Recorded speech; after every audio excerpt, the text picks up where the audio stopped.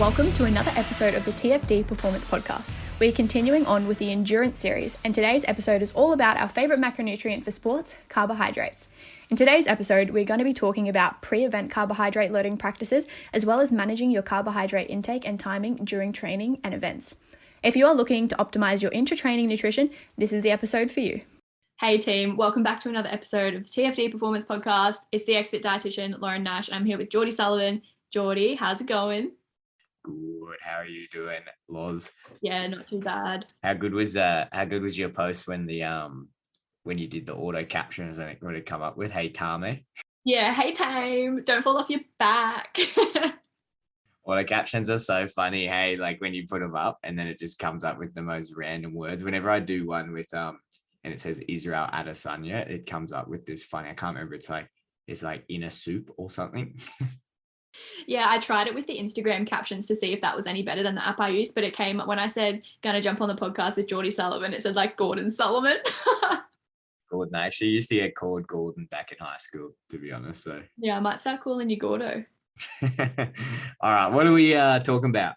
Yeah, what we're talking about today. So we're following on with our little endurance journey that we're doing. And today's going to be all about carbs, which people are probably sick of us talking about carbs, but as we all know, carbs are king. They're our favorite fuel. So what we're going to talk about in today's episode is the good old carbohydrate loading before an event, and then also breaking down intra-nutrition, because in our previous podcast, we did touch on pre, during, and post-training nutrition, but we were going to save intra-training nutrition for its own episode because it's pretty complex. There's a lot of things to consider. And to be honest, I think it's worthy of its own episode. So yeah, just going to be talking about carbs before, carbs during exercise, really, is what we're going to be doing today. Yeah, we spend a lot of time talking about carbs here, and I feel like people are going to be banging their head on, but it's important. Like, people still don't get it. I feel like I talk to so many people, and it's obviously there's so much misinformation out there, and they just go, oh, do I really have to have that many carbs? It's like, yes, you've got to have that many carbs plus some. Yeah, that's exactly right. And, hopefully by the time we finish this series, everyone will be like, okay, I get it. Carbs are my friend. I shouldn't be scared of them.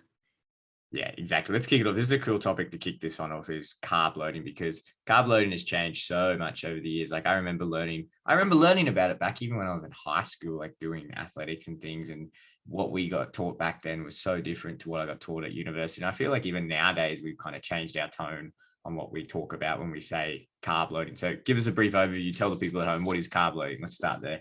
Yeah, for sure. So I think when you think of carb loading, you're probably thinking of smashing like a massive bowl of pasta or something the night before training. Because I know back when I used to skate, my coaches was like, make sure you have pasta before your competition. But back then, carb loading for me was one meal. So ultimately what carbohydrate loading is, it's a process where we adopt a higher carbohydrate intake for a few days before an event to increase our muscle glycogen stores, which if you've been following along, that muscle glycogen is one of our primary fuel sources for exercise. And typically by carbohydrate loading, we're achieving like a super high level of carbs within our body. So given our body can only store, a certain amount of muscle and liver glycogen at once, we're quite limited to the amount of glycogen we carry. So before an event, the goal is to try and increase these stores so that come game day, we've got some extra fuel in the tank to get us started. So typically, it's done in those few days leading up to training, and we'll go over it, but there's kind of some different types of protocols that you can do. But typically in that week before you do an event, naturally with your training, you're going to be tapering your exercise load. So what this is already helping us to do is we're not tapping into those glycogen stores as much as normal. So instead of having a super high training load, which you would normally in the weeks leading up to your event, you're already exercising at either lower intensity or lesser duration sessions. So we're already not using as much glycogen as normal. And then we're increasing our dietary intake. So the two together causes a massive increase in our glycogen stores. And yeah, there are a few different ways to do it. Geordie, have you ever done a carb load, or have you ever had an experience where you followed a certain protocol? Yeah, I've done a couple. I usually do it over 2 days. 2 days is what I do. And it's quite a lot of carbs. I can get up about 11, 12 grams per day, which we're about to go over. I'm sure Loz will give you the details. But it was definitely tough. It took me a little while to get the balance right, especially like what you're talking about with the exercise, because you still want to exercise. I do, especially when I've got an event or something, a big training session that you do load up for. I feel good if I still move around and do some things. But like Loz says, you can't go too hard in those sessions, because if you do carb deplete too hard, and don't put enough in, you do feel it once you get to that competition or race, or even if it's a bigger training session. So getting a coach, I found, is really, really useful to make sure you do a proper taper. And your taper is going to be dependent on what the rest of your training look like. What did the last 6, 8, 12, 14, 16, however many weeks of training, what did that look like? That's going to determine your taper. But getting a good carbohydrate load is really good. I felt really good whenever I've done it. It takes practice, don't get me wrong. It takes a lot of practice, but it's definitely worth doing. Absolutely. And this is again where, you know, that kind of nutritional training comes in, which we've mentioned before, Geordie, is the training the gut. It's a similar thing here, because you want to be, you know, gradually increasing your daily carbohydrate intake. So come the day when you do have to do a carbohydrate load, it's not, holy crap, this is like so, you know, out of like, this is just not normal. I feel super uncomfortable. So this is again where, as an athlete, having a high habitual carbohydrate intake comes in handy, because come those few days before an event where you are increasing your carbs, if you traditionally have a super low carbohydrate diet and then bam, you're having, you know, up to 11 grams per kilogram of your body weight, you're going to feel a bit heavy. You might feel a bit sluggish. You might feel uncomfortably full.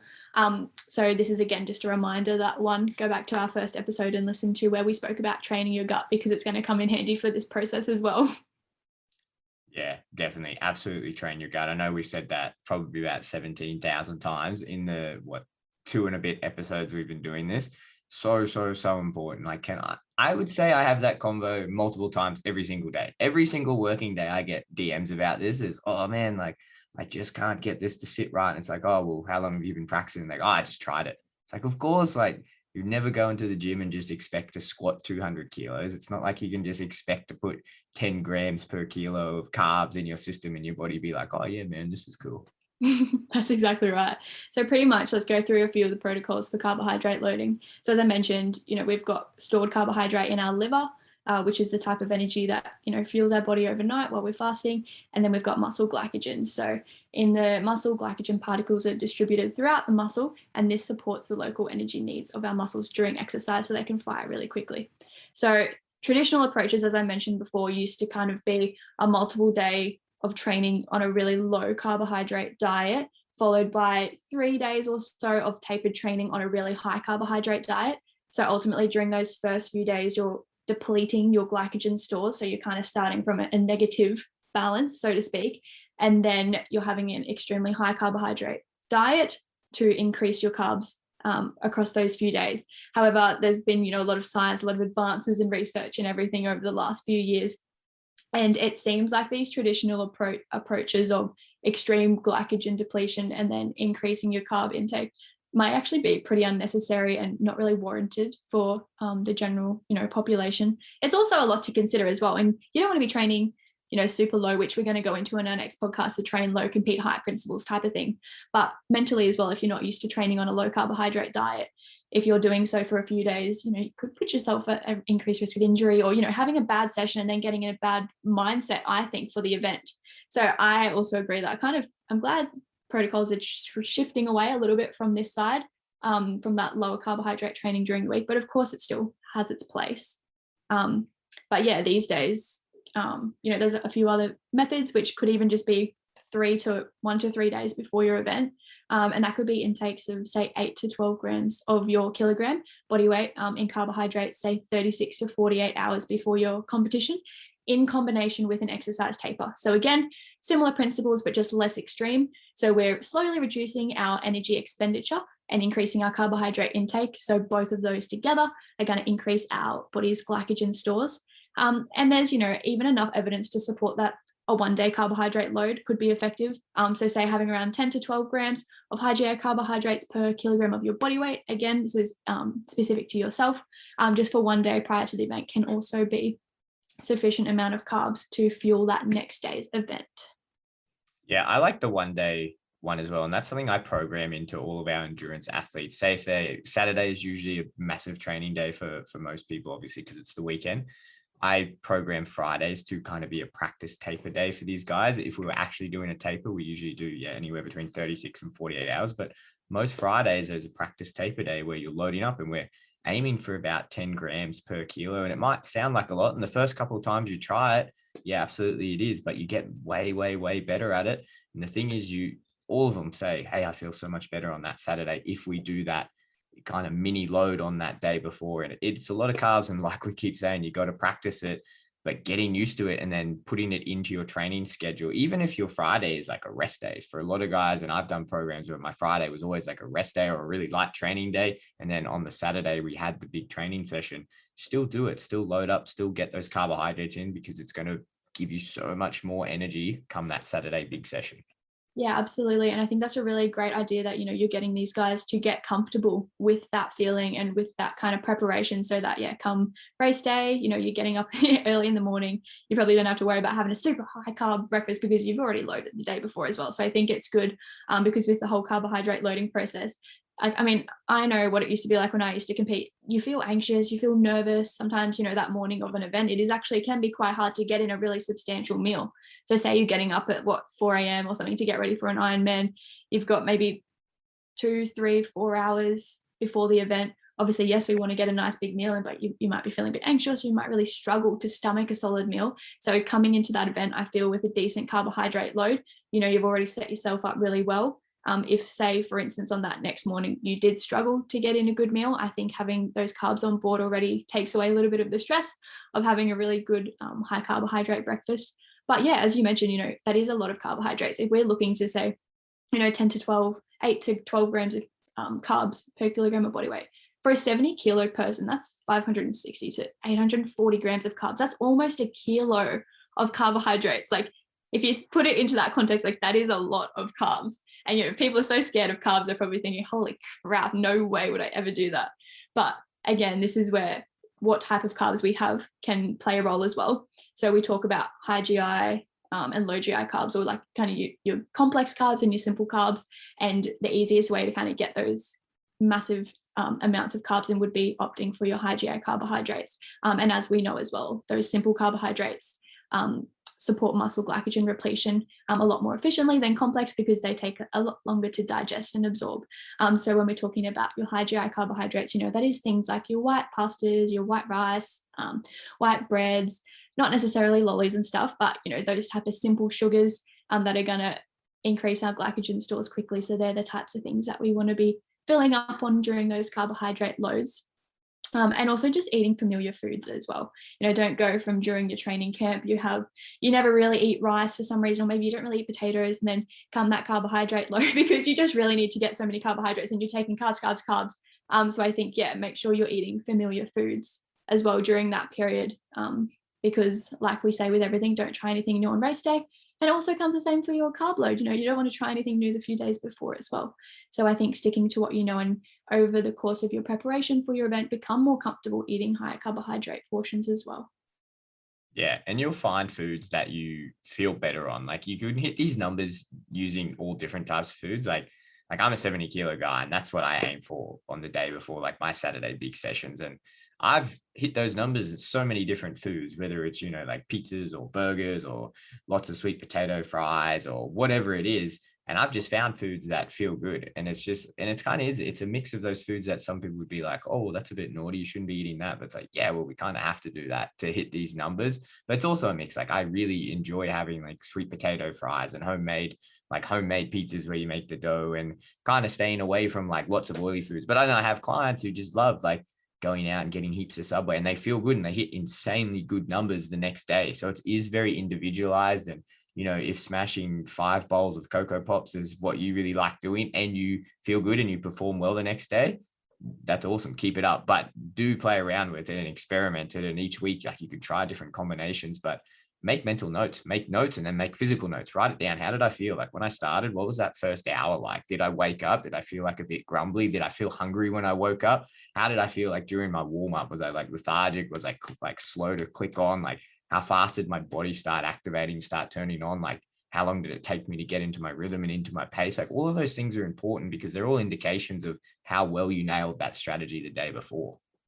Yeah, I think it's such a great kind of underrated tool, is just having that kind of self-reflection and taking notes of how you did feel during training. Because like we keep saying, you want to practice this stuff the same way you practice your physical training in the lead up to an event. So taking note of, oh, I had, 2 bowls of Cocoa Pops with like a banana this day, and I ran really good on the Saturday. Or, this day I had like some potato and like I felt pretty crap and sluggish. So I think it's becoming familiar with foods that work for you, because like you said, what works for me won't work for you, and what works for us won't work to the person who's listening to this episode. So I think becoming familiar with foods that feel comfortable for you or work for you, regardless of what other people think, is super underrated too, I think. But yeah, I guess in terms of carbohydrate loading, ultimately you're looking at that week before an event or a heavy training day, like you were saying, and it could be 3 days before, could be 1 day before, but ultimately getting up to, say, at least around that 10 grams per kilogram of body weight of carbohydrates, opting for high GI, and this is pairing with an exercise taper as well. So ultimately this is going to load your body, load your skeletal muscle with glycogen, so that come race day or come that really big session, you've got this extra fuel reserves, so to speak, to help power you through those longer sessions that are over 90 minutes, which if you're listening to this, you're probably doing training sessions over 90 minutes. This is a good point too. I'm pretty sure you're just going to make this point. I'm going to steal it off you, is that obviously when we're stocking up all these glycogen stores, we're going to be storing a lot of water weight. So glycogen, it's kind of debated how much water goes on, anywhere between 2 and 4 grams. And the number doesn't really matter. What you need to know is that the more glycogen you have in your body, the more water you're going to have in your body. I think that's a great thing. Like the more water you have in there, because as we've spoken about so many different times on the podcast, is dehydration is such a debilitating factor when it comes to performance. So having more water, no matter where it is put in that body for use to help mitigate that dehydration, is a good thing. I have had athletes who do these mini tapers or mini carbohydrate loads or even a proper carb load, and then they wake up and they go, holy smokes, I'm so heavy. And you're like, well, it's okay. Like you just stocked up on fuel. Like it's a good thing. Like if you wake up and you were lighter the next day, I'd be like, what happened? Like, did you just like phantom get up and run a marathon and just burn on your fuels? Or did you phantom get up and do like chin ups and push ups or whatever? It's like, you kind of want to wake up heavy because it means that you've got all those fuels stocked up and you've got that fluid. It's absolutely fine. It's just something to be mindful of. Yeah, for sure. And I think if you're not used to having that carbohydrate, or if you are someone that regularly monitors your weight and you do notice, holy crap, that's a massive change, yeah, don't stress. It's not like you've gained, a kilo of fat overnight. You've probably gained a kilo of water, because glycogen and water are buddies and they like to be together. So the more glycogen you have in your body, the more water you're going to have as well, which really good point in terms of helping with hydration, because same thing with, people always think about, okay, carb loading, but it's really important in those days leading up to your event as well. We always talk about carbohydrate loading, but making sure you are hydrated in those days before your event as well, not just waiting until the day of to get all your water in. You want to come into that event also adequately hydrated. So great point. Carbs, water should be good to go for your long session or your event. Let's make a mental point there to talk about that when we talk about hydration and electrolytes, because recently I've changed my tone on about how effective the water that is attached to glycogen is in overall hydration during training. But we'll talk about that's a little teaser of, and I could be completely wrong. This is just some theory that I had one day when I was running, and I think I'm right, but I'll discuss it with you, Loz, on the podcast when we do that. Yeah, no, that sounds really good. And I think, hydration and electrolyte specific podcast is on the menu anyway. So it sounds good. And we can see if it was something you just came up while you were delusional 25 kilometers into a run or something, or if you've actually. Yeah, maybe I was dehydrated and I thought I was having a great idea, but my brain was just skitzing out. And I just wasn't thinking. It's in the future. yeah, that's right. Anything else we need to cover before we go into carb intake during an event? No, I don't think so. I reckon that summarizes carbohydrate loading. All right, let's jump into it. Carb intake during a big training session or an event. What's to go with it? Yeah, definitely. So as we've said, carbohydrates are our preferred source of fuel. So not only are we going to be preparing our bodies with carbohydrates, but we want to be providing more carbohydrates whilst we're exercising, because during, our intense and prolonged exercise, these glycogen particles, they're broken down, and the glucose, which is the sugar, which is what glycogen is made up of, are released. And this is what can get oxidized or burned as fuel during exercise. And this is what creates our ATP, which again, if you listen to our podcast, you'll know that ATP is our body's energy currency. So ultimately glycogen is broken down into glucose. This glucose is then oxidized, and you're going to hear us talking about oxidation and all those fancy words coming up. But ultimately the rate at which this muscle glycogen is broken down depends on the intensity. So for example, are you running a marathon at like a 2 minute per kilometer race, or like a 7 kilometer pace, is going to also impact the rate at which this fuel is broken down. But pretty much, as we mentioned, our glycogen stores are super small.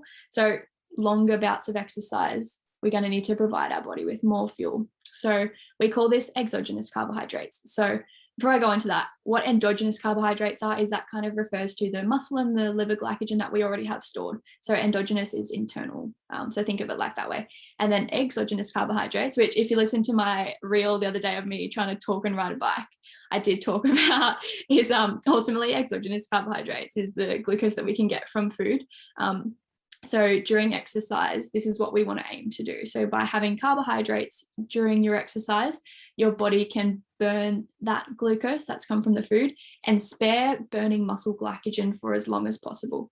So this is ultimately what helps us kind of kick that fatigue can down the road, and try and use that immediate energy that's circulating in our blood before we tap into our glycogen stores. So I guess this, there's a lot of recommendations in terms of how much you should be having depending on duration, depending on intensity. But ultimately, if you're training for longer than an hour and a half, you really want to start taking some carbohydrates in. So pretty much the guidelines are, if it's less than 60 minutes, you probably don't need any carbs. Maybe if you want, you could have like some sports drink or something super easy, but probably not required. Once you exceed that 60-minute mark, say 60 to 120 minutes, so you got that 1 to 2 hour mark, you probably get away with around 30 grams of carbs an hour, which is, equivalent to maybe like 1.5 gels or a medium banana, maybe like one piece of bread with like a heaped teaspoon of jam or something like that. So you're looking at quite a decent amount of carbohydrates.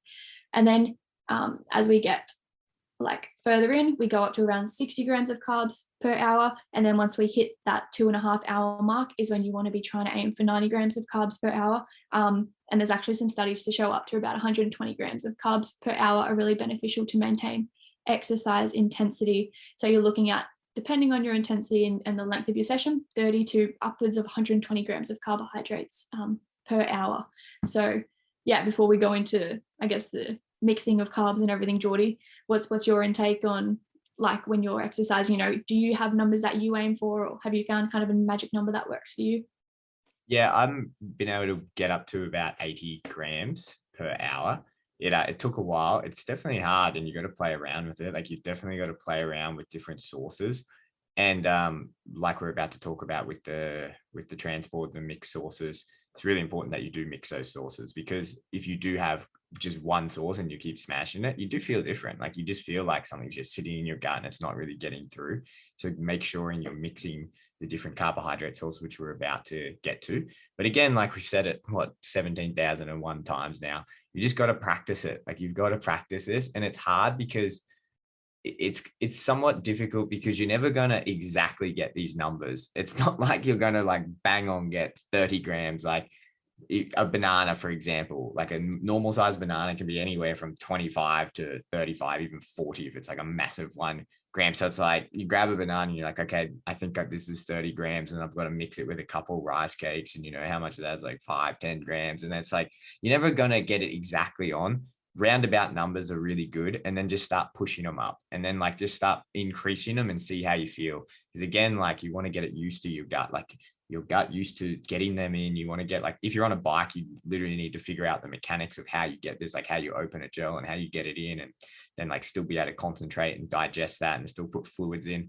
All of those things just take practice. But I always say to people, it's probably worthwhile getting MyFitnessPal and just getting your favorite foods and your favorite training foods and having a look at them and being like, how much carbs is actually in that? And be like, okay, and planning it. Okay, hour 1, I'm going to consume my pre-training breakfast, and then I should be pretty good. As soon as I get into hour 2, what's my carbohydrate strategy? Like, let's look up my favorite food. Okay, my favorite sports gel has 22 grams. Okay, I want to try and hit 40. What can I do to get roughly 18 more grams? Do I look at dried fruits? Do I look at Cliff Bars? Do I look at roll-ups? Whatever it is, jelly beans, whatever it is you want. Just have a plan. And then each week when you're training, you're doing that longer session, modify the plan, take notes, see how you felt, play around. And then once you kind of get consistent with it, keep increase and see how your gut feels. And that's going to be important, training your gut.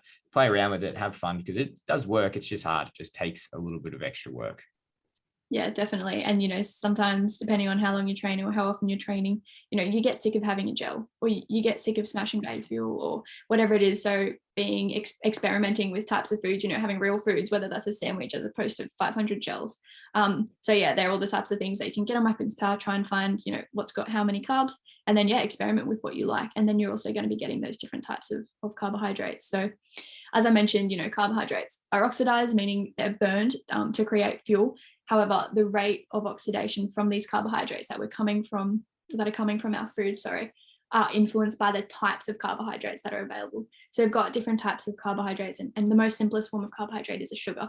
So you've probably heard about it, back in school or biology or something, but we've got glucose, sucrose, fructose, we've got galactose, we've got all those different types of oses, and the structure can actually impact the rate at which we can oxidize them for energy.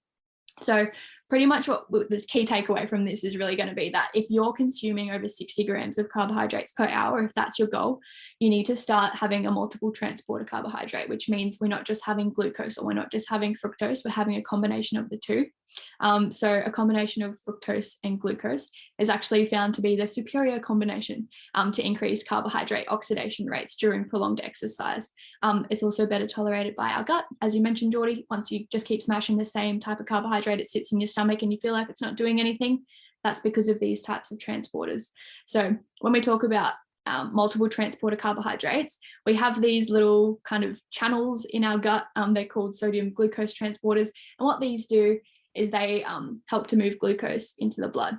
So they got funny little names, but one of them, one of our most popular kind of, important transporters is called SGLT1, and it's a sodium glucose transporter. And this moves glucose into the cells. So this is where we can then use it for energy. However, at a certain point, this becomes the limiting factor, this transporter. So the SGLT1 transporter can only oxidize around 60 grams of carbohydrates per hour. So that's why we're saying once you hit that 60 gram mark, any more is probably not going to do you much good. If you were looking at a chart in terms of oxidation rates, it's going to start to plateau at around 60 grams because ingesting any more after that just becomes ineffective.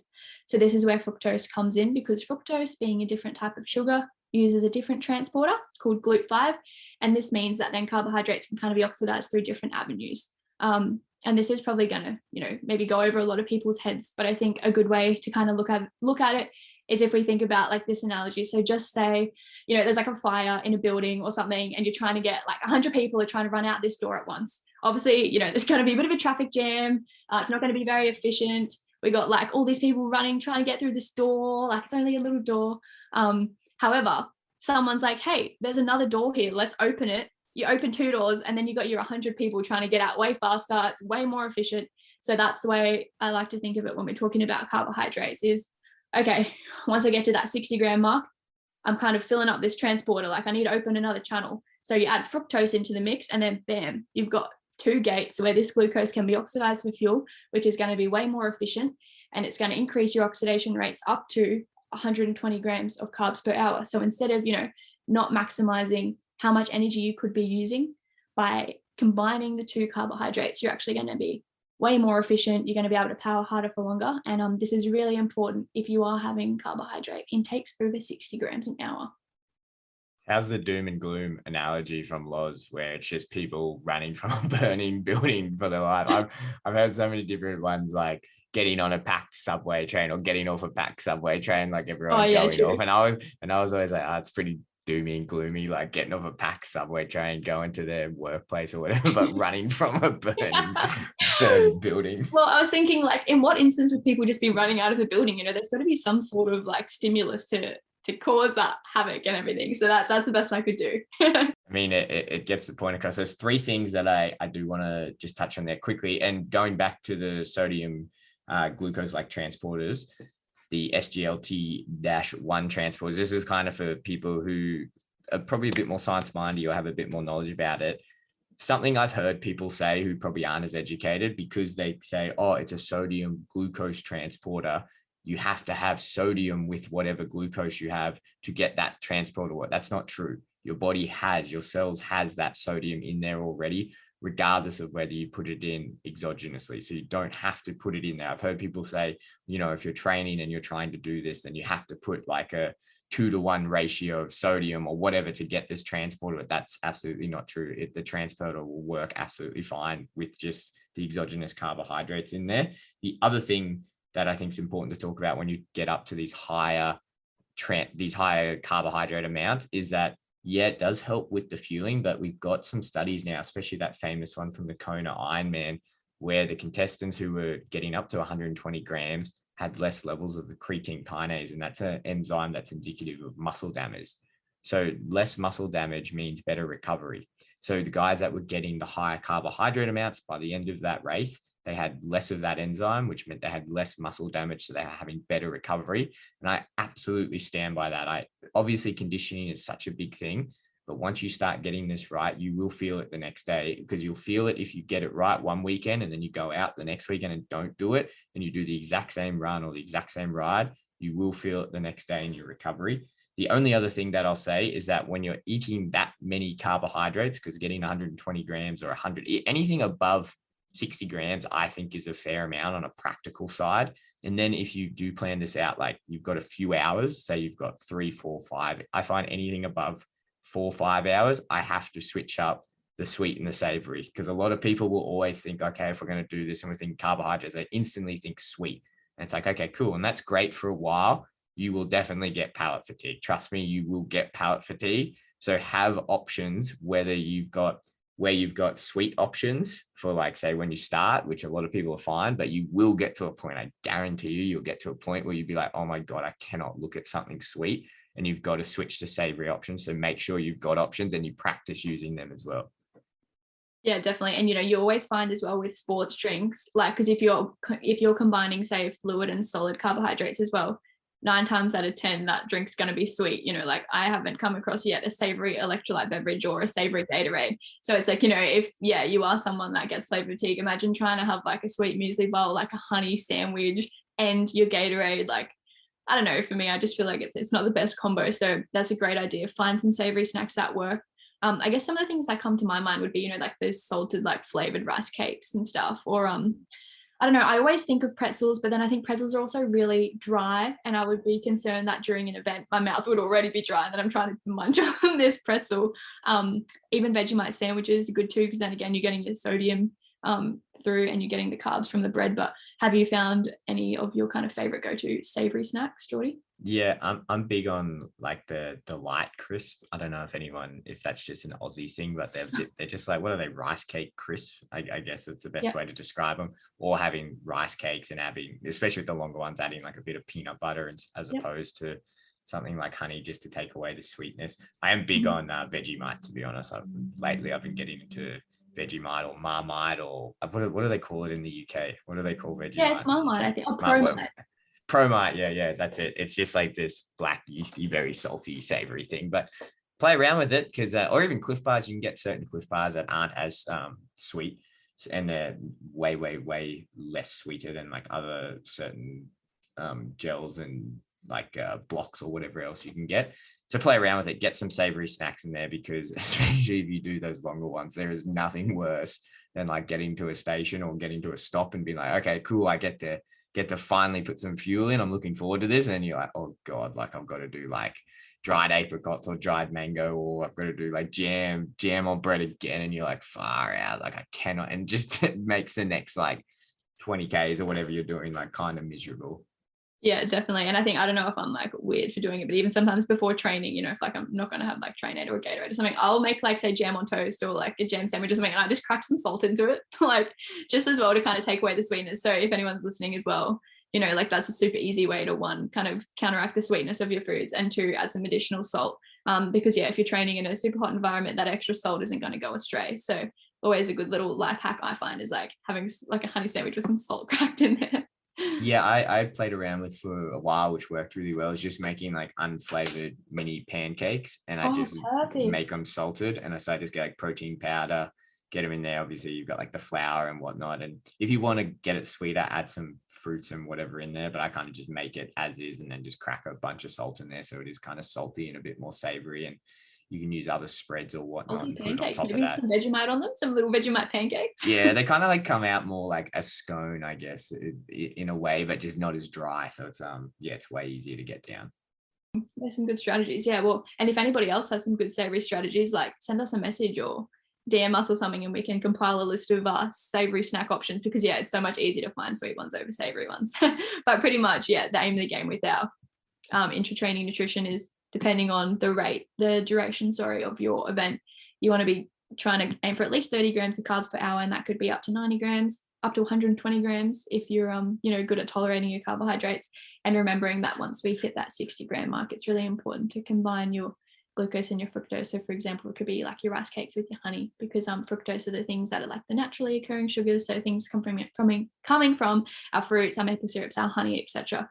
So combining the two are going to help open up those extra doors. Just try and think about all those people escaping the fire. You want to try and make it as efficient as possible. You want to get the energy burned as quickly as possible.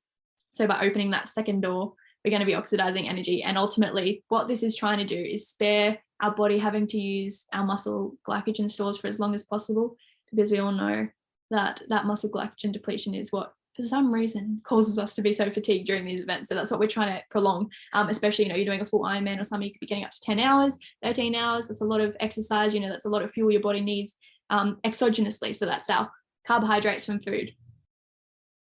Yeah, I think the last point we've got here that we'll finish off on is this carbohydrate mouth rinse. What are your thoughts on this, Loz? Have you tried it during training, or have you played around with it? I mean, I'm never in a situation, like I train at a CrossFit gym or something, like I'm not just going to spit my Gatorade out on the floor. My coach would die. He hates it if there's chalk on the floor, let alone me walking around like spitting my Gatorade on the floor. But I think the first time I ever heard about this was back in uni, like doing a sports nutrition subject or something. And I thought it was super interesting because, you watch the footy and like people, like the players, they'll put Gatorade in their mouth or something, they'll swish and then they spit it out. And until I learned about it, I always used to think, what are they doing? Can't they just swallow it or something like that? But ultimately what this does is, like, there's quite a bit of kind of research into it. If you're interested, have a read. It's pretty cool. But ultimately, by having, like, rinsing your mouth with a carbohydrate rich drink, you have receptors in your mouth which can send a positive signal to the brain and kind of counteract those, negative feelings or like feelings of fatigue and everything. And we all know, if we have some chocolate or if we have some cake, it kind of sends off those receptors in our brain. We feel good, we feel happy. So regardless if it is a placebo effect or if it's an actual effect, ultimately having that carbohydrate rinse, one, it's less kind of gut upset because you don't have to have this fluid in your stomach. And two, it just sends like a positive signal to the brain. It's kind of how I guess I take it. I think it's pretty cool, interesting, I suppose. But yeah, if you're doing a full Ironman, you don't want to just be doing a carbohydrate mouth rinse. But maybe if you're doing a sprint try, you could just have some, or when you're running and you're picking something up from the aid station and you just think, holy crap, I can't swallow right now, grab the Coke or grab the Gatorade, swish it around in your mouth for a bit, spit it out and keep running. It's going to be better than trying to just sip on some water. But yeah, what are your thoughts, Geordie? Yeah, I've got a couple of thoughts on it. When I first learned about it, I thought it was the biggest load of BS, and I was like, it makes no sense. And I held that thought for a very long time because I used to play rugby and be one of those guys that would just swish and spit, and I really did not find it made any difference. That's anecdotal, which is not great. It makes sense though, like physiologically, like we do have receptors in our mouth. We have a whole system of like enzymes that start breaking down sugars, like amylases in our mouth, that already break it down, and it's so close to our brain that the whole idea is that if we put it in our mouth, swish it around, spit it out, we hit all of these receptors, and our brain goes, oh, cool, there's glucose and sugars coming down to our stomach and into our intestine, and it goes, oh, awesome, and it hits those reward systems. Since I've been doing ultra endurance, I 1,000% agree with it. I absolutely agree with it now, but I think it is effective only when you are pretty stuffed, when you're pretty tired and you're running low on those stores. Because it's an instant relief. Like if you stop and you have a Gatorade or a sports drink or whatever, and you do swish it and you spit it out, there is like an instant like dopamine. You do feel it. And I'm talking like this is hours and hours and hours and hours into training. So I think maybe what I experienced back when I was just playing like a rugby game for like 80 minutes or whatever, and it's like stop, start, you're not that stuffed. It's like you're probably not as like prone to get it or primed to get it. But when you're in those longer endurance events, absolutely. And I think that's a big one as well that you mentioned is you do get to a point if you're being diligent with your fluids that like you just, oh, I just don't want to put any more fluids in right now. Or it's just like, I don't really want to do it. Or maybe you see you've got a big hill coming up. You're like, I don't want to like have fluids in sloshing around, but like I want to pep. So like do it and swish it up and get that. And it does help. Or you get to the top of the hill and you're like, okay, I've got to keep going, swish and then spit and just keep going. And maybe that's the difference to get you back into out of your hiking and back into your running or whatever it is. I think now it absolutely does work. Yeah, I was very skeptical on it for years and years. And then a big reason why I was skeptical on it, because I tried it with our combat athletes when they were cutting weight. And then I tried doing it myself, like thinking, okay, if we're cutting weight in the sauna and we're dehydrated, maybe this is something that'll give them a pep. And it was the worst thing ever. Like they're already depleted. And then you're giving them this like really sugary drink when they can't have too much fluid. And then you're asking them to swish it around their mouth and spit it out. It's just like so much added torture for them. I did it like 2 or 3 times and then I just scrapped it from the protocol because like you could tell you were putting these guys through so much torture. But that's how I feel every time I walk past a bakery as a celiac. I know for a fact they're not going to have any gluten-free pastries or almond croissants. And I walk past that bakery being like, this smells amazing. And then I just know I can't have any of it. So yeah, I feel like that's probably how your fighters would feel if you're making them swish around this delicious sugary beverage that they just have to spit out and be dehydrated. So that didn't stay on the protocol too long. Yeah, well, you know what? All these things are tried and tested. So you've got to experiment to see if it works or if it doesn't. Yeah, no, absolutely. But I think that's pretty good. We'll wrap that one up there. Loz, any final remarks or anything you want to finish on?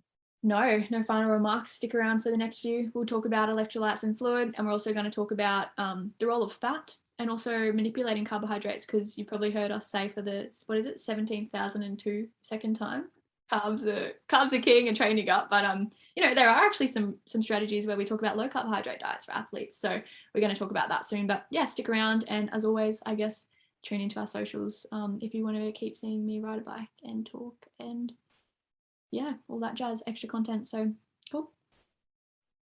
And there it is, another episode of the TFD Performance Podcast. Hopefully now you have a better understanding of the principles behind carbohydrate loading and why you should be actively planning out and utilizing an intra-training carbohydrate strategy for your longer training sessions.